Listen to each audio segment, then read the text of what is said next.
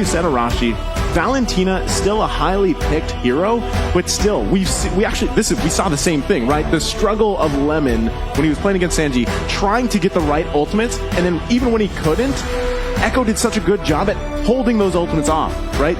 Staying so far away that it was so difficult to utilize the IMU ultimate for Valentina.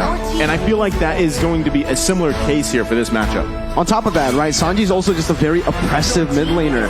On this heave, constantly just poking, clearing, and rotating. Super fast rotations coming in. And sometimes he even splits with JP. JP goes to one lane, and Sanji rotates to the other. There's no weak side of the map in a lot of Echo games because of that dynamic. And now, we're seeing the last bans come through from both Occupy and Echo. It's the Hayabusa and the Joy. Still respecting towards Carl TZ, but you're already seeing right now a Lapu pick, which basically means that the Fredrin will go to the jungle for Occupy Thrones and for Echo.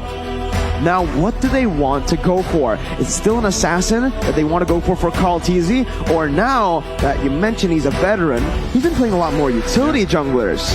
If he goes for utility, it has benefit here, considering that they have a very significant backline. But exactly, if they want to be a threat for the backline of Occupy Thrones in those later stages of the game as well, they need something that can dive in. Because for now, it does look very solid. So many melee or short-range heroes on the side of Occupy Thrones, and they have to walk through all the crowd control on the side of Echo. It's not looking very promising. Lancelot? Man. Almost. Man, yeah. Naisu was just saying to me. Yeah, I was wondering what's going on there. He said Lancelot, but he did not. Yeah, you just. I meant Ling. Yeah. You my misread. bad. My bad. Linksalot. Linksalot? Linksalot. Linksalot and Herod. Man, all right. So looking at it, honestly, in terms of damage, they've gone it down, right? It's a multi-dimensional draft in that department. They are going to be dealing physical and magical damage. And there's a lot of that. So it's going to be hard for Occupy Thrones to really, build defensively, respecting that kind of damage coming in. Final pick. Beatrix. This is the thing, though. We've seen this before, right? If they give up that real-world manipulation to the Valentina here from Occupy Thrones, hey, we've got the Herod. We'll Zaman force in and fight in the box of death. I think that's pretty much what they're going for here. So it also kind of counterplays around having that ultimate available to you. And on a Beatrix, it's a tough situation when you're dealing with a Yuzong, man. You need some protection, but as it stands, there's only 1 or 2 members that can use their crowd control to try and save Gado, but that's going to be a costly expenditure, especially because with a heave, right, and with a Harriet available, you need to lock them down to ensure that your team does not get decimated. Yeah, I mean, these are all great points here. We've seen the lineups for both of these teams. We've got the crowd being hyped up as well. We can hear them behind us, and that is from Occupy Thrones corner, and they're getting ready to go in this second match of the day. Again, crucial match here for Occupy Thrones and Echo ahead of them, but we're going to be jumping into the land of Dawn. Ladies and gentlemen, welcome to match number 2, Echo Philippines and Occupy Thrones. Ooh. Again, I don't know, man. Now that you've mentioned it, Arashi, the caster curse, right? The talent prediction curse right now. Yeah, there's been a lot of jinxing the last 2 days, man. So we'll see if Echo can break that curse or if Occupy Thrones just gets that momentum, that buff from the curse. Right, to be fair, on a Ling right here, there's still a lot of crowd control available to just shut him down completely. Divine Judgment, the taunts coming in from Leo, the Terrify coming in from Fury as well. There are options to play around with, but I really feel that there is no, it's a certain case that Gado will have a very difficult time. Maro, though, already forced to flicker early on here. Fury 77 rotates, again, helping his roamer out, but without that flicker early on, there's not much that he loses. Maro's looking for a cheeky steal. He doesn't get it, but he does get level 2. Playing with danger there, but Maro, he's going to stick around. He doesn't have the flicker, but early enough that it shouldn't really be too bad of a situation. Now that first turtle that does come up, you'll probably see Echo make a beeline for it and then force probably Occupy Thrones to try to contest that, or they just give it away and stay a little bit safer, right? Early game, try not to let that snowball get out of hand here from Echo, which we've seen them do before, and just allow yourself to build up here for Occupy Thrones. Look at the focus on the bottom side, though. They're going to be looking here for Benny Cutie, looking for a moment. Leo's going to go down. Yeah, he tries his best to just look for some Just a CC there, but again, it's not really gonna hit for now. Benny's actually gonna be able to win out in that trade against Gado too. So that rotation towards the bottom lane, not really achieving anything at all. It's actually gonna be Echo who utilizes that and punishes Occupied Thrones for revealing themselves in the bottom lane without getting anything. And Echo are controlling the turtle side now with the turtle spawning. Occupied Thrones, I mean, it's not a bad move to try and go for the other side of the map, because let's be real, in the early game, trying to contest Echo with all this crowd control, all these AoE abilities, it's gonna be a bit foolish of an attempt unless they can get some crazy pick-off. So they go for the play on the gold lane. As you said, Mirko, it's unfortunate they were unable to get anything, not even the turret gold. So for Echo, that's a small victory, one of many, most likely for this game. And I think Onanis level 4 ultimately will be used to actually engage fights. Maro's gonna be caught, has the flicker, gets out again, and someone else used the flicker here. It's Gado in the gold lane. Yeah, I was just wondering, about this matchup here in the gold lane specifically. Gado, they have the news, right? There's no flicker available here. Gado's got to be careful. That's what we see Maro making his way to. But he should be careful. Walks up, gets knocked up, and that's first blood over to Benny QT. He had the information, right? You called it as well, Mirko. Flicker was down. They played around that, and now they also gave that kill to Benny Cutie, right? He's running that Herathon gold lane, has the mystery shop here. So the scaling there is going to be in his favor. It's going to make it really hard for Gado.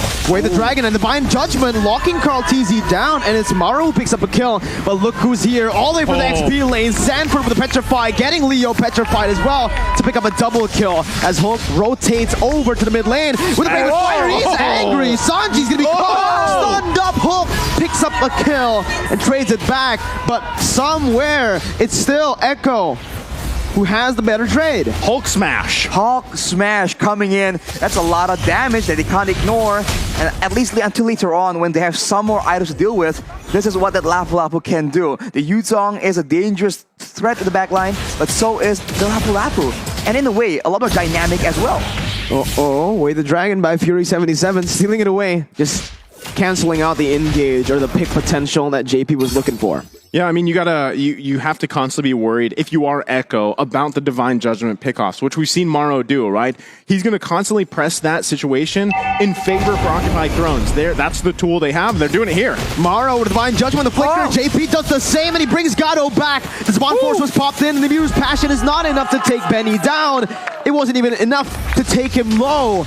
Echo get the turtle too, and it is a disaster for Occupied Thrones. Echo right now controlling the game, 2.3k gold lead. It's a 2v3 outplay on the back of JP, just really identifying who he needs to kick under the turret, and I think that would just benefit them so much. Benny Cutie now 2-0. He has the mystery shop as well, so he'll be scaling a lot quicker than I think Occupied Thrones might expect. And on Harith, that's going to be very difficult because, again, we've mentioned it already, the lack of crowd control from the side of Occupied Thrones will be an issue in that mid game. JP, again, just so lethal on this Joe. Gets the way the Dragon down onto Leo. JP's going to be caught low, but that's going to be called TZ, who jumps in with the time of the blades. Also has the follow-up from this one force from Benny. Fury77 forced to flicker out, and Echo, it's just Echo everywhere.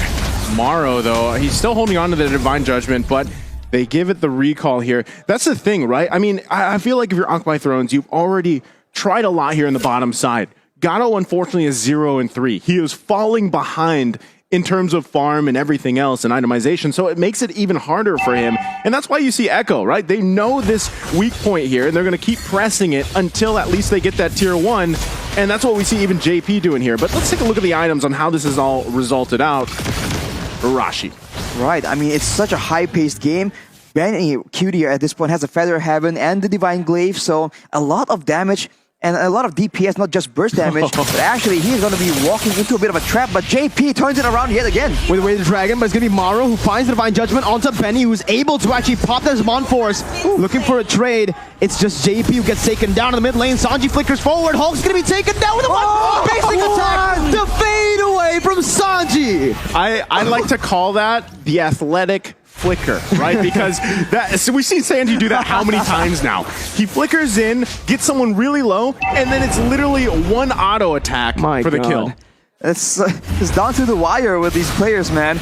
It's unfortunate for Occupy Thrones. They get a small victory, but now, without the mid lane turret, Echo can extend their pressure into the jungle. And now it thought that Gado was having a difficult time. Leo will start feeling that pressure as well, but look at the play. JP, again, finding Maro. That's going to be the real world inflation popped in. JP going to be chunked there as Leo jumps in, looking for that red trade. Does not get it. It's still JP. Wow. JP doing everything here. And that is the zoning potential that Echo has. We talk a lot about the range differential. Having a real world manipulation means that they can do things like this. That's the Tempest of Blades, knocking Maro up. Karl TZ styling here in the game. 9-3 for Echo as Benny actually moves forward. Fury's gonna be taken low, taken down to the mega kill. Sanford jumps in, the way the dragon is there too, and that's the passive. It's all just fadeaways and pure style from Echo. On the shoulders of Daddy JP. We're seeing Echo just make play after play here. It's 6.5k now, almost 8 minutes into the game. And this is tough, right? If you're Occupy Thrones, like I was saying, Gado, that gold lane, who you hope that you have available to come online for the late game, is not going to be there anytime soon. BOD just being picked up here 8 minutes in. And keep in mind, Karl TZ, he is doing something we've seen before, the killing spree on that Ling, so he is out for blood. And Benny Cutie, already a Holy Crystal at 8 minutes? What? That is a lot of damage. And as we mentioned already, Gado will not be having a good time at all. So much damage, so much range from Sanji, but also all the dive coming in from the rest of the 4 players from Echo Philippines. Right now, focus on the top side. They're going to get that tier 2. All in the meantime, waiting 30 seconds for that next Lord to come up here. Again, at this point, this is a massive lead for Echo Philippines. Occupy Thrones going to be forced to find any pick they could potentially get here. But now you're going to see even the pressure for that purple buff. If it comes up, Conceal Play going to come out. Nothing committed just yet. But Occupy Thrones trying to turtle up here on the tier 2. Meanwhile, Echo just trying to buy time for that next Lord, for the first Lord of the game to come up. Again, right? Echo, they got the lead. They're not really going to go for these crazy engages because they don't need to. It's unnecessary, right? They already have control over most of the map right now. They can just constantly be playing around with the Lord, forcing Occupy Thrones to walk out of the base. And when they do so, that 7.4k gold lead speaks for itself. And you can still abuse the fact that Karl TZ is just so mobile. He is still getting resources right now, but JP turns it around. Where the Dragon, but Divine Judgment comes in. That's going to be JP taken down, but the backline's going to be targeted down by Sanford and Benny QT with his Amon Force. 1-for-1, Roamer for gold. It's Echo who takes the better trade once again. Leo going to be able to taunt Sanji up. Maro's going to be taken low. Karl TZ jumping in. Ooh. Maro flickering out of the real world inflation. The Appraiser's Wrath was so close to getting Sanji, but he's still here. He calculated that one. Flickers out to safety. Occupy Thrones have lost their jungler. Echo is on a mission right now, and they understand that Gado is part of their win condition. We saw that Sanford was able to actually get on top of multiple members earlier in that fight, but he ignores everyone and heads straight for Gado. That is dedication. That is a man of focus, determination, and sheer will. JP is a man of violence. Oh, but there's another kick. Sanford, they're going to be targeted by Hulk as he smashes towards the back line, but Gado just gets melted down by Karl TZ. What is he supposed to do? He just can't, withstand that damage anymore, man. I mean, 10,000k at this point, right? 10 minutes in. 10,000k, that's a lot of gold. 10,000k, that is a lot of gold. And they're marching, right? I mean, you got to handle this Lord, Occupy Thrones. That's the question. Can they even hold on this long enough? They have so much high ground damage as well coming in from Echo Philippines, and I can't help but feel like Occupy need to play a bit more defensively, but Echo won't let it happen. JP again with an engage, but will be caught, but Sanford finds the Petrify onto 3, the Furious Dive onto 2, and a kill on Gado. Mid lane base are going to be taken down now by Echo as they're looking to end the game. Benny just styling with his Mon Force under the base, under everything. Leo is still not able to find a kill. It's a legendary by Benny, and it's Echo who are still undefeated in groups. They just stomp down, march through the base, understanding that they have all the tools available, and they are rationing their utility so well. They don't waste any spells. There's not a single moment in this high-action, high-paced game where we thought, wow, that was a bit overkill. Everything is rationed to perfection, and Occupy Thrones, man, they just got outclassed. It was 12,000K. 12,000. But jokes aside, Echo disappointed.